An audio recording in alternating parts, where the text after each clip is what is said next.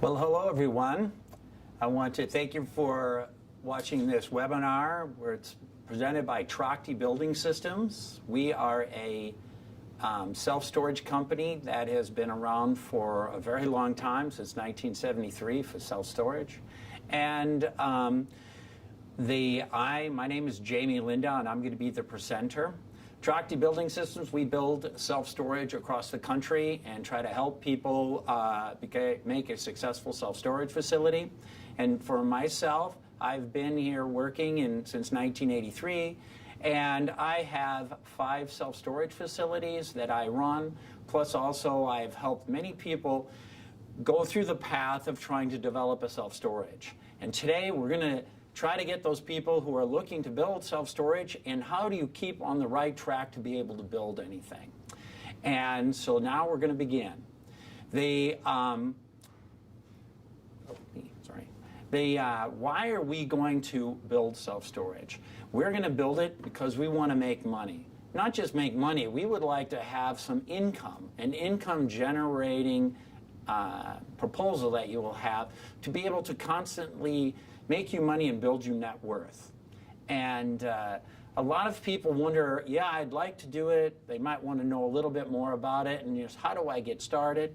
And we're going to talk about that because first you got to be committed that you think it's a good investment, and then you have to put a lot of your energies in to how to make it work properly so you make money and not fail. And it is a business that is very successful.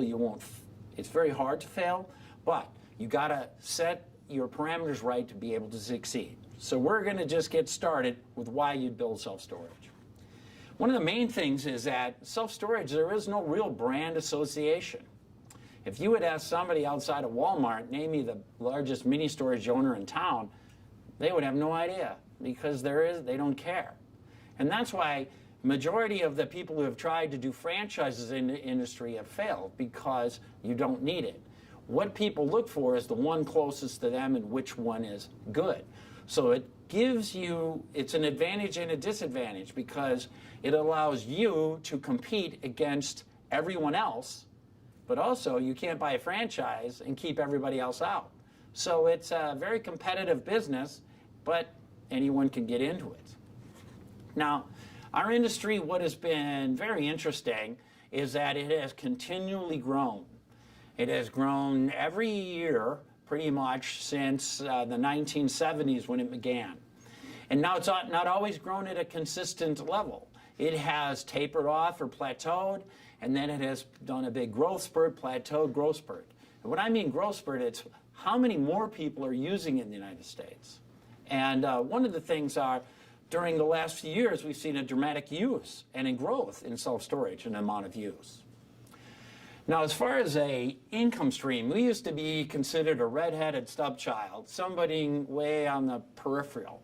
And now that is not the case, because if you take us against almost every other type of construction sector, that we are actually outperforming most, if not all, of them. And here's just giving you some data on what the average return has been.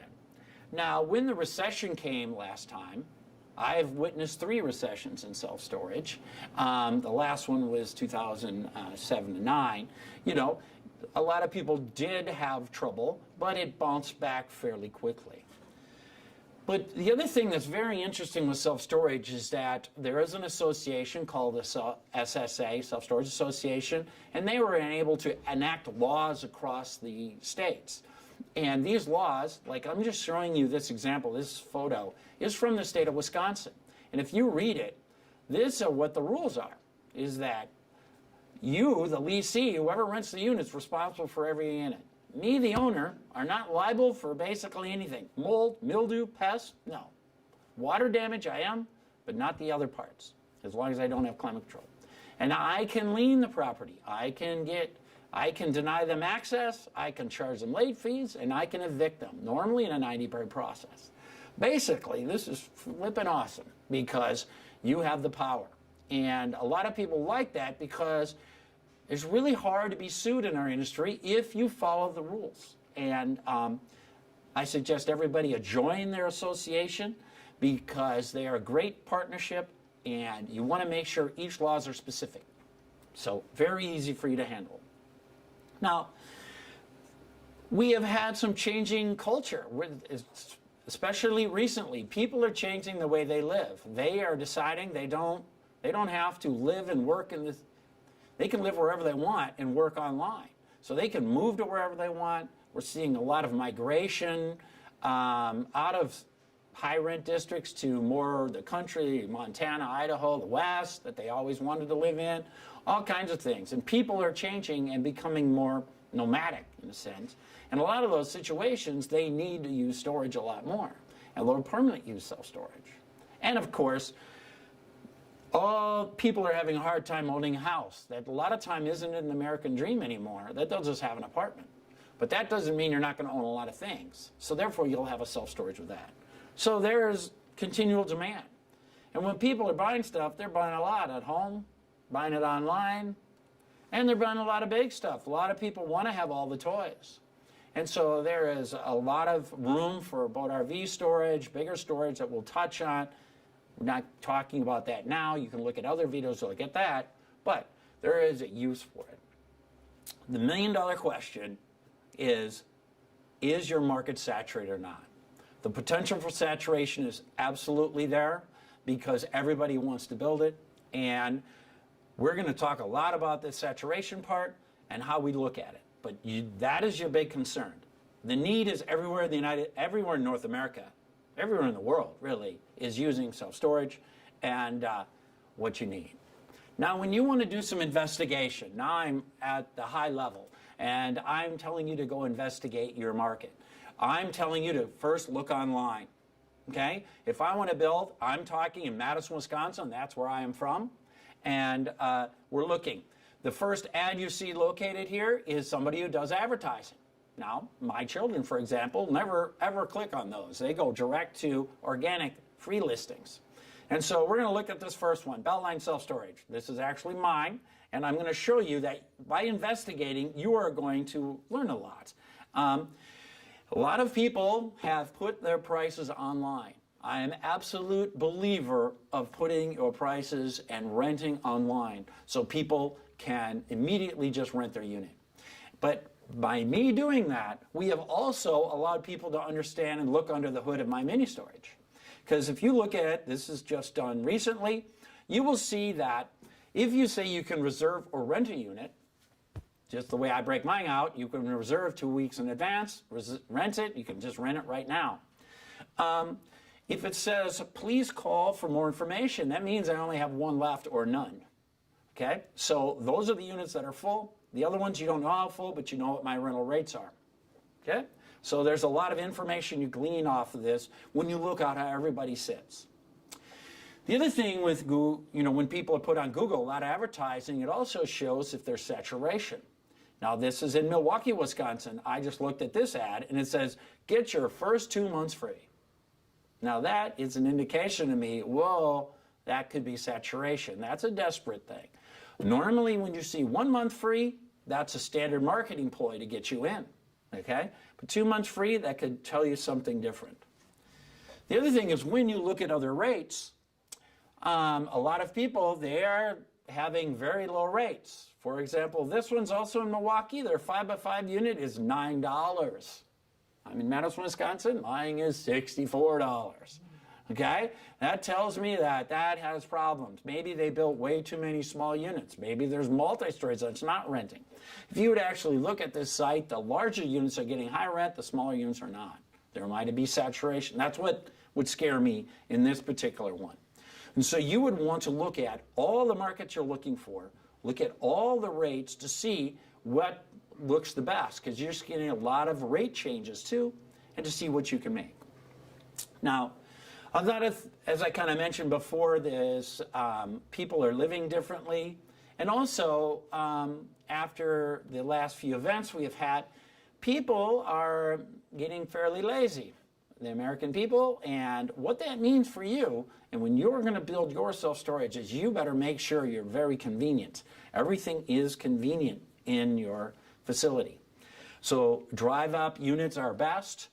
the shortest distance to hallways. If you're building multi-storage, you drive through if you can afford it to make it easy for them to get their goods into their unit. So it's very important. And other thing that we're seeing exploding onto the market is a good, better, best pricing model. That you will see, this is you to understand the websites, is that here, back to making it easy. Here's an example of what I have seen dramatically increase in the last few years. People, I do not want to go inside, I don't want to rent from outside because they don't want to walk anywhere with their stuff. It's just showing you an example. And the other thing with this good, better, best pricing model is that you'll have multiple different pricing for the exact same unit. And normally, when you actually look at it, they use the $100 unit put here that you would reserve. That unit might be very far away from the door. It's the worst unit. And then they'll try to upsell you. It's a trick that the large players do a lot. And just want to be cognizant of that when you study. Because a lot of people, like they're converting existing building. This is an old Target that they're converting. But the problem is it could be a long way to get to your unit. A lot of opportunities are in these conversions. This is one thing we're expanding greatly at our company, and we can help you with that if you're looking at that. So now we're getting to the real crux. A lot of you who are trying to aggressively build self-storage, you have everything out of sequence. You have the cart before the horse all day long, okay? And I'm going to try to tell you how to keep in correct sequence. Like someone will call me, and this is an example. They will tell me, I already know the name of the facility, I know the unit mix I want, I know the software I'm going to use, and I know I need to know my building costs. And then I ask them, do you have any land yet? No. Have you talked to the city yet? If you did have land? No. Well, I hate to tell you, you don't know anything, okay? Because you have to find out the biggest hurdle for any of you to develop is getting the land correctly purchased, have ownership, to be able to correctly go through the city, state, whatever government entity to allow you to build it. That is the biggest, #1 problem, period, for anyone to develop, finding the land, okay? And so, you know, to do investigation, how do we even find that? First, you're going to have to look at land. You'll try to find as much as possible wherever you're doing it, whatever the price is. But you're also going to want to know what zoning you need to get under to be able to build, because they don't always allow it, okay? And to do some rudimentary checking is you go to the townships you're looking at. Trucky Building Systems is from Sun Prairie, Wisconsin, and I looked at the city of Sun Prairie and looked in their zoning and development right online. And in 5 minutes, I can find out where they allow self-storage. And in this community, the only one, they allow what's called use by right. This has all the zonings, is something called heavy industrial. That's the only one used by right. All the other ones will have to be conditionally approved. So now you can target the land if you want to get where it is what's called use by right. The next thing, if you did have your land and you're looking at trying to build, you should read in detail what the town's saying, how you are going to get approved with the construction approval process. You better read it, you better understand it completely, and make sure you follow it, because it's going to come up that you have to build. So these are some of the things you look at. So zoning to me is the hardest one to find. You can find land all day long driving around. Man, that'd be a great spot. This would be a great spot. That'd be a great spot, but it's not the correct zoning. So, how much land you build and how much can I pay for acre is always a question we're asked. And it depends on what the rental rate is. It drastically changes what you can pay for. We have a basic calculator on our website that you can use as a tool to determine what you need to do. And I am just going to quickly go through one. Now, we will go in depth, because basically this is just the beginning webinar on development. This is giving you the overall picture. And then we're going to break into each one of these in much more detail during this year. Okay? But here's a basic calculator. I'm saying I'm finding land, if you can read this, at $400,000. It's 2.3 acres. And it gives you different variations of doing a layout. I'm doing one with wide buildings, some climate control, probably get 40% building coverage. And I can get a total of 33,000 square feet, 40,000 gross on that amount of land. I'm putting in what I think it will cost to build. You can keep changing these. I put this at 45 bucks. We're going through what the average rental rate is, very important. And what is my operating expenses? I still have an office on this, okay? And I'm going to what my expenses will be, and I run through it. Interest rate right now is 5% or lower. And I can, if I do an SBA loan, which a lot of new people do to be able to get into this business, I only need 10% down. And I'm gonna say I'm gonna rent up 2,000 square feet a month, and I hit this calculate button, and it says I'm gonna break even in 15 months at 85%. To be honest, this deal doesn't look all that great because you should be at around 70%. So what can change? Maybe you need more land, maybe you need less. We'll talk about this a lot more in detail in the future, but it's something you should look at to see if your deal works or not. And a lot of times, like this deal, it probably would work if we decided not to build an office and run it remotely. That would be one of the options. You know, the other option is don't buy the land, buy some other land that's bigger, and go to where higher rates are. Because some rates are just very inexpensive, they're cheap. I like to go where the rates are high, but the costs are all higher. But the rates are what really generate the income you can make. So it's very important. So now you have to develop a team. You can't do it all by yourself. And the first person, when you try to look for land, is how am I going to find land? You can try to look for land yourself, but a lot of times you might hire a realtor to help you find the land or available land. Okay?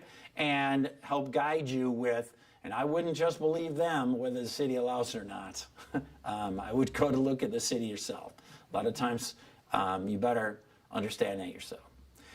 Next is when you find the land, you would need to hire a feasibility person to do it. Trachte and all my salesmen are not feasibility consultants. We do not do that. We think it should be a arm's length transaction for you to make sure you talk to a feasibility person. We do have a list of people to help you with. And then once you find land, this is where you have to start figuring out and spending money. And the first guy you'll spend money with is a civil engineer to figure out how to lay out the property.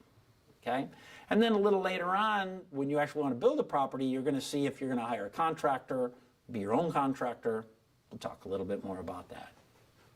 Now, with the engineer, civil engineer, they will help you lay out your property. Do you need one? In this city, where I'm from, you have to, no question. Because in the state of Wisconsin, it's any size lot greater than 1 acre has to have water detention. So when you make that statement, you will need an engineer.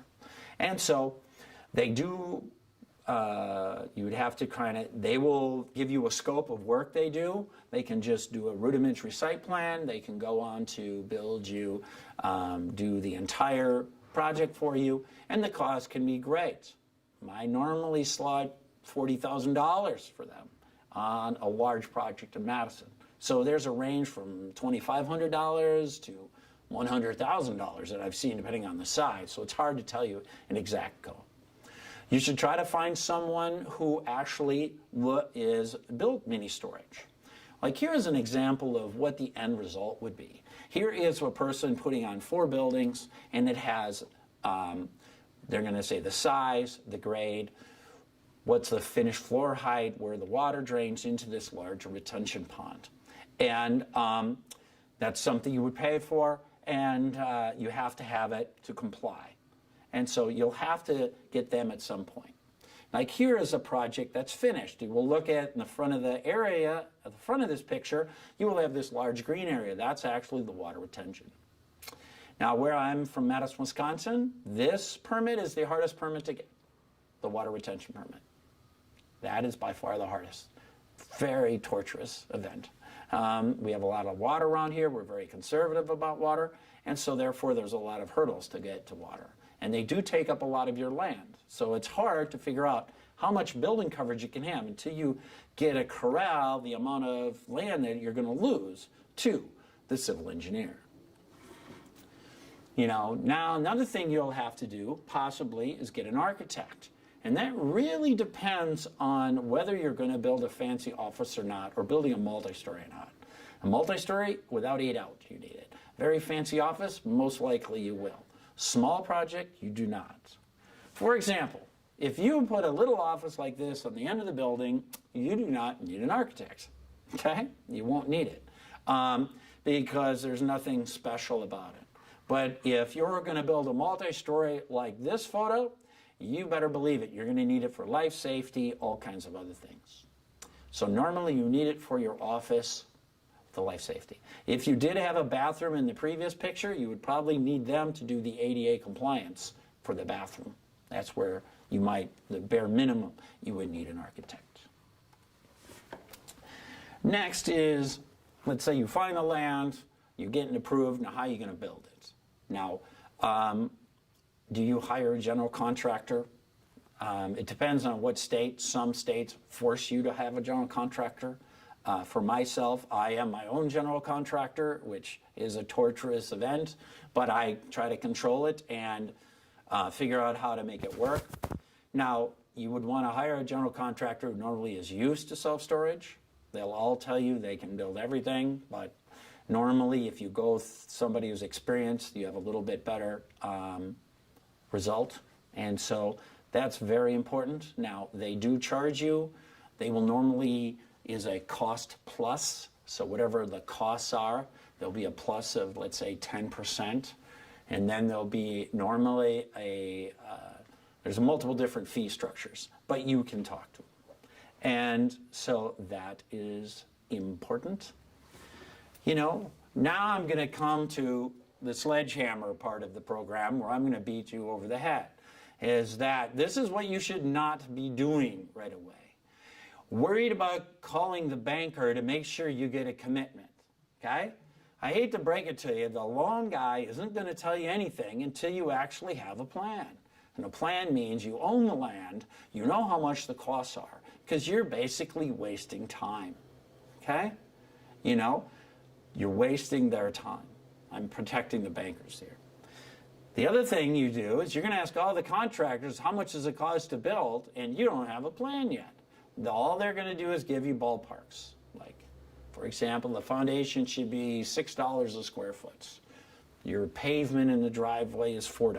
That's all you're going to get, is rough ideas, not what it is. Until you have the full plan, you got to go through the process of getting the engineer to get the full plan, to get the full, okay? The key is that to get a permit, it costs one heck of a lot of money, okay? And so what I'm going to try to do is try to teach you how to do as much work as you can without spending a lot of money. And that is the trick, because a lot of towns really do not care how much money you spend, and they want you to spend a lot before they'll even give you approval. So it's something. So now, what is the correct sequence for me to build? Find land and get it under contract. This will be a part of the next seminar I do, which I will expand to an infinite degree, because if you don't have the land under contract, you are wasting all energies, okay? I have personally done it myself. I had verbal approvals, everything approval with the owner, and then they backed out of the deal. And I spent money in the city of Madison. It's a very unpleasant experience.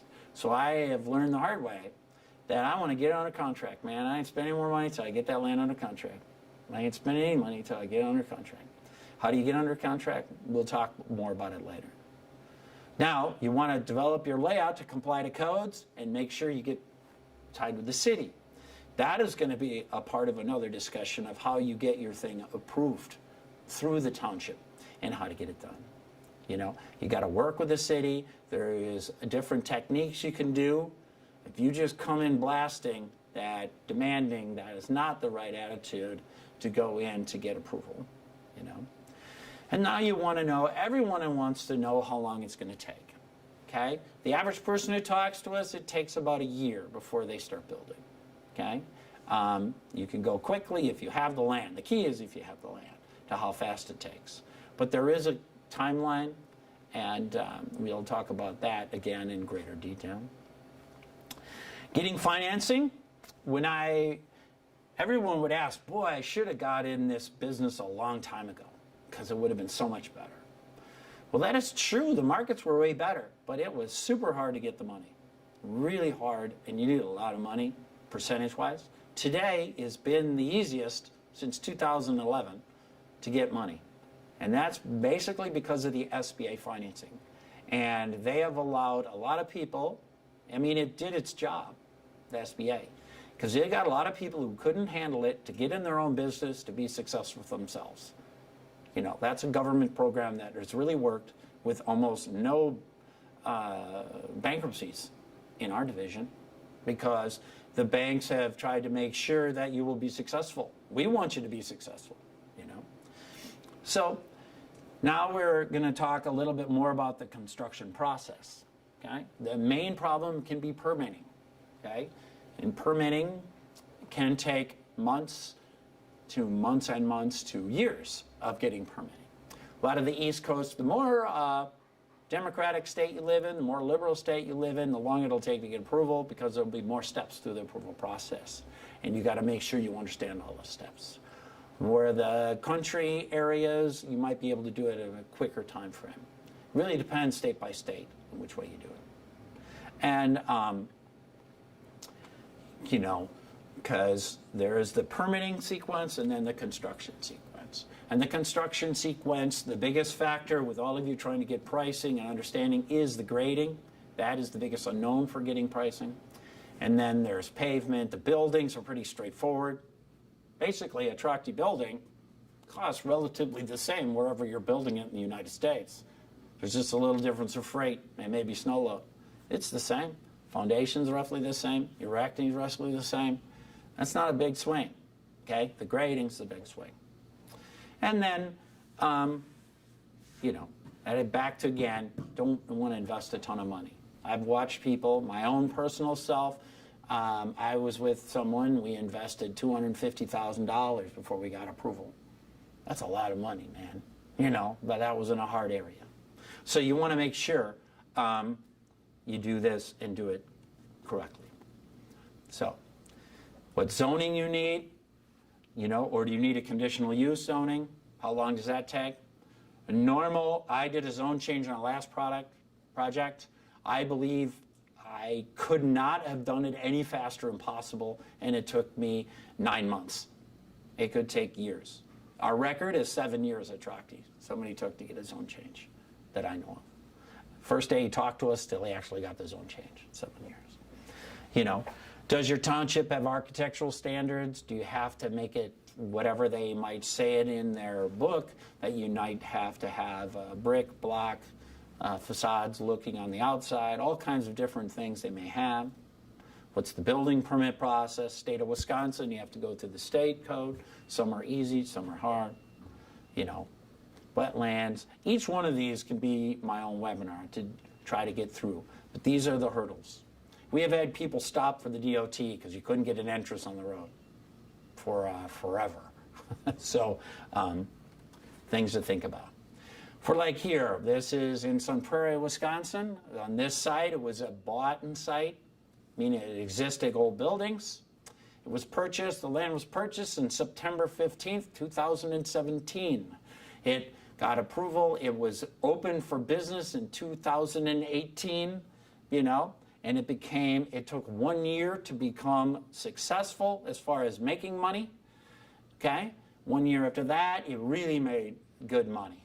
And so that is normally the process, you know? What do we do, our company? You know, what we really are, a lot of people get confused.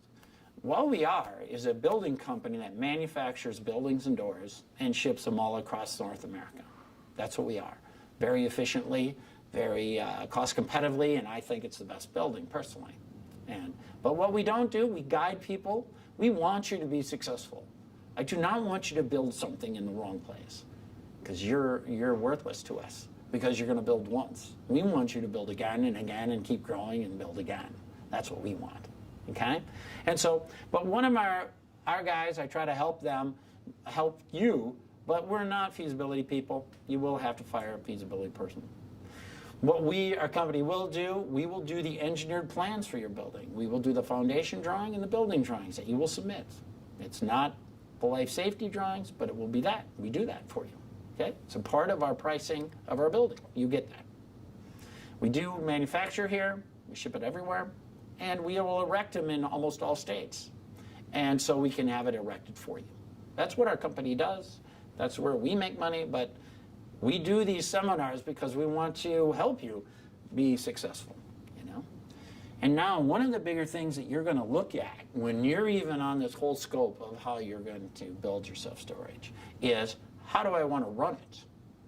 Because you can build any size facility and make it work, typically. And for the smaller ones, you would run remotely. As far as all types of development and mini storage, this is the growing aspect. A lot of people are trying to run it remotely. Now this facility here just has a 10x5 office and it has a kiosk in it. Some people who don't even bother with a kiosk, they just run it all that you run it on your phone and on the website. Multiple different things to talk about. We'll have a seminar on that, or a webinar later on that. The more traditional is they build an office. Here's a person's office. This is in the state of Washington, very nicely done, and has a very large office where it might even have a residential component. Most people are not doing that, but they do build a large office anyway, where they might have their man cave. And so this would be more traditional of what people will do. And personally, I like having everything under a facility. This is not mine, but this is one in Michigan, where a person had large units, boat RV units, they have climate controlled units, they have outside access, outside access climate control here. They have also regular RV parking. That's the whole plethora. And so this is the whole package. And I kind of like, you know, my personal opinion is you never can buy too much land. And if it's a lot of money for too much land, the way you can make it break even for you is if you're allowed to put outside RV parking on it to help pay for it. And that'll help make your whole thing work. Now, I know we're open for business, ready to help any of you. And now I'm going to open it up if there is any questions anybody has for us. Okay? Well, one of the things people have always asked is, what's the cost per building and how much it is? You know, there are variations in the costs.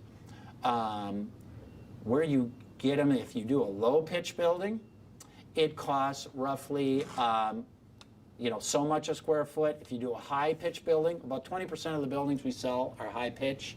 It costs about 15% more if you do this like a 312 pitch.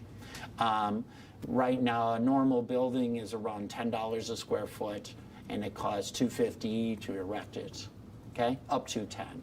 It can be cheaper than that, depending on what you have. But two people, you're getting way, don't worry about that so much. Worry about, you can, of course, dissect this to any other building company, that's fine. But that is not the component to get it. It's getting the right side. It's really get you going. Now, I'm just looking at any other questions that they have.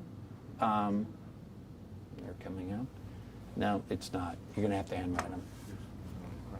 Okay. So so for example, if you were building today, right now, I'm looking for a site right now, I would try to see how large it is, see if the town can handle it, then I'd put an offer in. For the land, because talk is cheap. Whatever they tell you is cheap. You got to put an offer in and see what happens. And when I say put an offer in, that means you should have restrictions on it. This is what I'll get into later. How long it's going to take to get approval, because the town might tell you you might do eight meetings. 8 meetings mean 9 months. You got to support the land to get nine months. You got to be able to hold it, the customer hold it for that long. So these are a lot of the hurdles that people have. Another person just asked, can we build in Canada? We ship in Canada all the time. We're A660 certified in Canada. We have them in all the provinces, everyone but Yukon and Nunavut. I think we have projects in all of them. And we will help you. We'll ship it there. We cannot hold the labor there, but we do have contacts for people to do labor there. Canada's a little different. They also, each province of Canada has their own rules. They follow where you need to have firewalls is different in each one. They're not as uniform as it is in the United States. So it's a little tricky to tell you right off the bat which way to go. And, but there's still a lot of opportunity in Canada that we see. They asked me who does feasibility studies. If you send us an email, we can send you a list of people who do.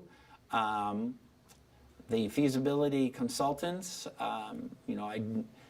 it's just to dissect feasibility consultants. They give you, an idea what you should build, how much. The hard part is the voodoo of what unit mix you should have. All of you are worried about the unit mix you should have. Okay? Don't be so concentrated on that in the beginning.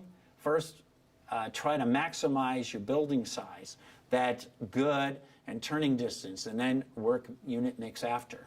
I'm a huge fan of phasing the property because I'll tell you, when I was 30 years old, I could tell you exactly what to do. I'm over 61 years old. I'm not so sure anymore. So I like to have versatility. And it really depends on what your competition is doing. If you have a lot of people building a lot of small units near you, I wouldn't build so many small units.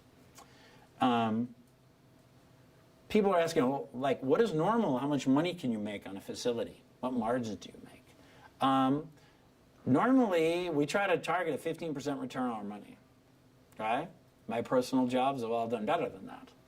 But that's what you kind of target. You try to break even at 70% or less and try to make 15% of your money. And a lot of the things that I show in my seminar do not discuss depreciation. Because normally people have what's called cost segregation in their depreciation, which they accelerate their depreciation, so therefore it makes them look better. And my son and I are building the one right now, and I said, what mini storage development is, son, is writing checks. You just keep writing checks, okay? And you keep writing, and someday it stops. And then one day people send you money, and it's awesome. Mini storage is capital intensive, not labor intensive. After the fact, there's not much labor, but it is capital intensive when you build. So,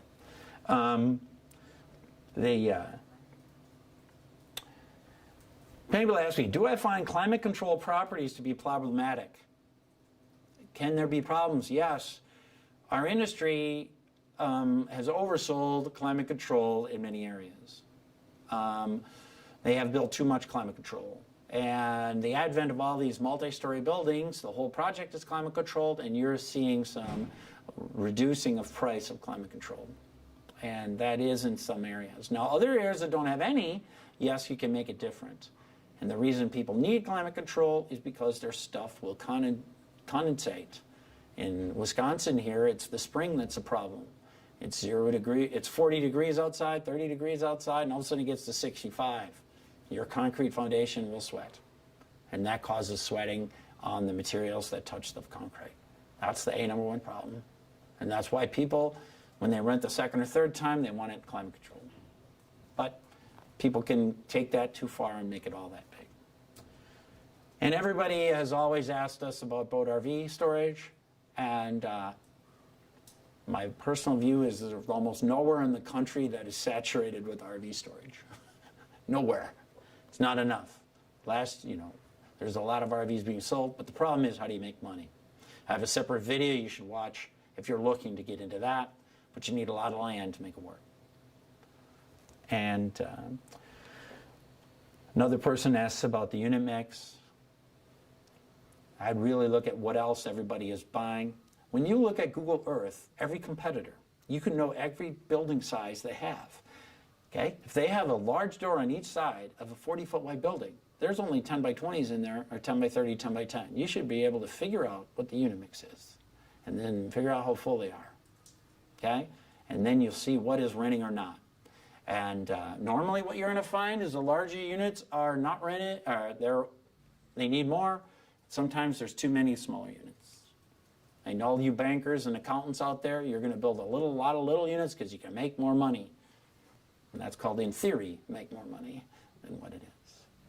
So I hope I think we're going to conclude now, and I hope this has benefited you. Now, if you have any problems, you could contact me at jlindow@trachte.com, or we can send you to our salespeople to be able to help you go past the next steps. Next month, we're going to talk in depth of another webinar on finding and contracting land, and we'll consequently keep going down through the whole process. But I do want to tell you that if you have any chance to come to one of our all-day seminars, I would highly recommend it, because I do bring out a number of other issues, and we always get communication from people who are also coming from other areas to be there. And there's nothing like hearing alternative viewpoints that we try to bring up at every one of the seminars to help you to understand what your potential problems or hurdles can be, because it's also good to look and hear from your peers.